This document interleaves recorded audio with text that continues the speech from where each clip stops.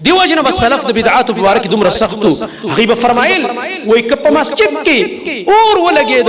او مسجد وسوځید په اور باندې دار دینه غوړه ده بهتره ده چې بدعت پکې وشي ځکه بدعت کدا مسجد باندې اور ولګي مونږ بیرته خیر دی جوړ کو کدا مسجد کومه ایسه وسوځيږي علاج شته بیرته مسلمانان راغون شي غزيبه جوړ به کی خو چې کله بدعت په مسجد کې وشو دین ونړېد دین به څنګه جوړي یو دین ونړېد مولوی صاحب ناشته او دین نړیږي پیر صاحب ناشته او دین نړیږي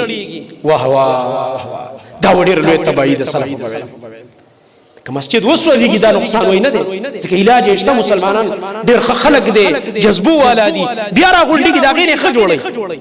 خو کدا الله رب العالمین د نبی خلاف او بدعت شروع شو مسجد کې اصل د مسجد ورانه دل دی سره دین لاړو خراب شو ځکه دا د بدعات مرکز وګرځید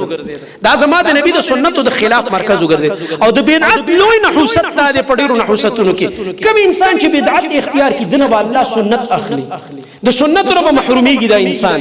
د سنت سره په ځل کې بغض او کینه راځي وګورئ هغه خلک چې د نن سبا زماني مبتدعين دي بدعات کوي والله ته په حدیث د صحیح بخاری عملو کته ته بدګوري الله ورلدا سزا ورکړه چې صحیح حدیث سپک ګوري په سنت عمل نه کوي چې ته په کوم قارو لورځي الله رب العالمین ولدا عذاب ورکړه